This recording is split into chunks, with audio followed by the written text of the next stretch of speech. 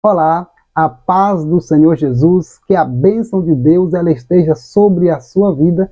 Sejam muito bem-vindos a uma teologia simples e direta. Antes de prosseguirmos, você que ainda não é inscrito nesse canal, se inscreva nesse canal, ative o sininho, deixe o seu like, compartilhe esse vídeo para que outras pessoas possam ser abençoadas através da palavra do Senhor nosso Deus. Nosso objetivo aqui é transmitir a palavra de Deus de uma forma simples e direta, para a sua compreensão. Olha só, hoje nós iremos falar sobre um tema que diz a provisão divina em tempos difíceis. A provisão divina em tempos difíceis.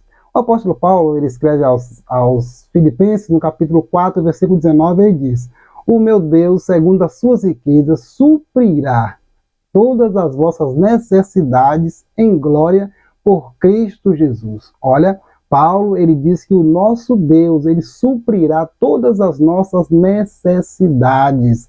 Deus, ele cuida do seu povo. Deus, ele cuida daquele que teme a ele e que serve a ele. Deus, ele supre a necessidade tanto espiritual e material. Deus, ele é um Deus que cuida. Então, eu pergunto para você, quem nunca passou por crise? Quem nunca passou por dificuldade, quem nunca passou por tempo difícil, por conflito, por aflições. Mas existe aqui uma palavra para você. Deus, ele cuida de todo aquele que está diante dele. A proteção, a provisão de Deus é sobre todo aquele que teme a ele. Então, você pode contar com a provisão de Deus, com a proteção do Senhor nosso Deus. Sabe por quê? Porque nosso Deus, ele é o Jeová Jireh, aquele que supre todas as necessidades. Desde o Antigo Testamento, Deus ele sempre cuidou do seu povo. A nação de Israel, após ele ter saído lá do Egito, eles estavam no deserto, peregrinando pelo deserto. E olha, no capítulo de número 16 do Êxodo, a gente vai ver que Deus ele supria a necessidade daquele povo. Não faltava pão, não faltava água, não faltava vestimenta, não faltava nada, porque Deus ele sempre estava suprindo, porque o nosso Deus ele supre as nossas necessidades diárias. Você tem um Deus que supre a sua necessidade diária, aquele que está diante de ti, te guardando, te cuidando, porque ele é um Deus que cuida, e cuida mesmo. Então Israel, no deserto, ele experimentou da provisão de Deus, do cuidado de Deus, mesmo em tempo de escassez, mesmo em tempos difíceis que era lá no deserto. Mas, como o povo de Israel, tinha muitas pessoas que murmuravam, mesmo diante de Deus suprindo tudo, as pessoas não se contentavam com o cuidado de Deus, murmuravam diante do Senhor, nosso Deus, e muitos ali naquele momento murmurando diante de Deus. Muitas pessoas, mesmo Deus suprindo, eles têm essa questão de murmurar diante do Senhor nosso Deus. Eu pergunto para você, qual é a sua atitude diante da crise? Qual é a sua atitude diante da dificuldade? Você vai murmurar ou você vai agradecer a Deus, a esse Deus que cuida, a esse Deus que guarda? Tá bom? Nosso Deus, ele cuida do seu povo, cuidou de Israel. Também a gente vai ver que Deus ele cuidou do profeta Elias. O profeta Elias, lá no capítulo 17 do livro do 1 Reis, capítulo 17, versículo 1 ao 6, a gente vai ver que Deus ele cuidou de Elias lá em Queribe. Após Elias ter profetizado para o rei Acabe, que era um rei idólatra, um rei que não adorava o Senhor, que era ímpio, não temia a Deus, e houve uma escassez de chuva, houve uma estiagem muito grande, e agora o que aconteceu? E aquele período de escassez, o profeta de Deus, Elias, ele foi cuidado pelo Senhor. Deus fala para ele assim: Elias, vai lá, esconde em Queribe. E Elias foi, ficou naquele ribeiro, e olha, que Deus ele cuidou do profeta. Tinha água, tinha pão, tinha água e tinha pão. O cuidado, ele era diário.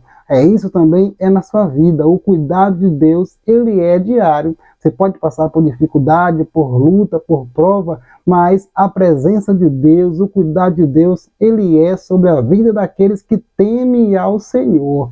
Então, mesmo diante da luta, mesmo diante da seca, Deus cuidou do profeta. E Deus também tem cuidado de você. Será que você tem agradecido a Deus pelo cuidado dele? Qual é a sua atitude diante da escassez, diante das dificuldades? Olha que Elias ficou ali em Queribe muito tempo sendo cuidado pelo Senhor.